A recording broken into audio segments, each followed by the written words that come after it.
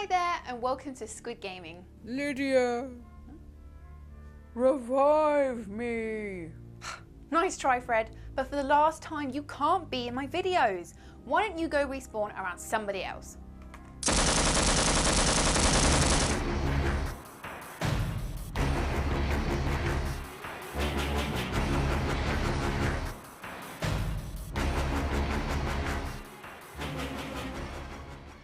So, Gears of War 3. Possibly the biggest Xbox exclusive of the year, and apparently the last game in the trilogy, until the next one comes out. So how does it fare up? You all know the drill with these games by now, but if you don't, here's a quick recap. Gears of War is a third-person shooter with a heavy emphasis on taking cover when the action heats up. You're forced to take your time and work through firefights systematically rather than run around like a heavily armed chicken. It was a winning formula back in 2006 and it still feels just as good today. Although I still feel like moving from cover to cover could be done slightly more smoothly, you'll still have plenty of occasions where this happens. Or maybe that's just me. Either way, Gears has always been a blast to play, and that's no different in number 3. Very little has changed and you'll settle back in immediately.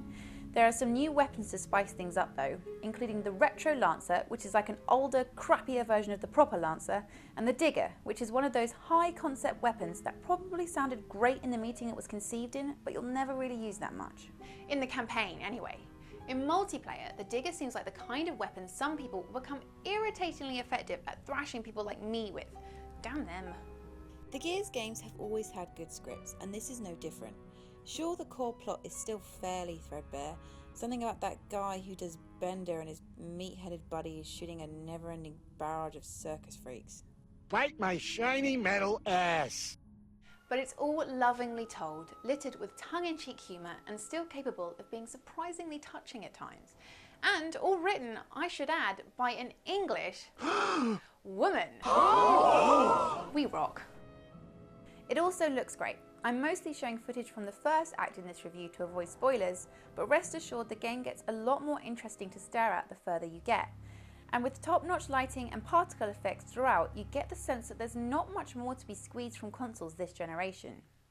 There are some great set pieces as well, including a thrilling stronghold defense and an underground face-off with a corpse queen. But for me, nothing that quite tops the incredibly gross Riftworm escape from Gears 2.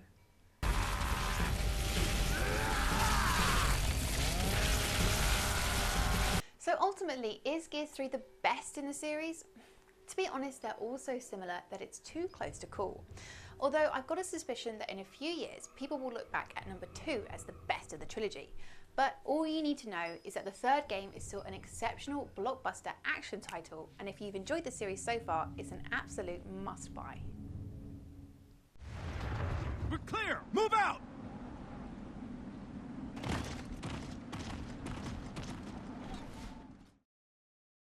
So last weekend I hit 1,000 subscribers, which is incredible. Thank you so much for all the support. This has been an amazing year and I've really enjoyed working on Squid Gaming.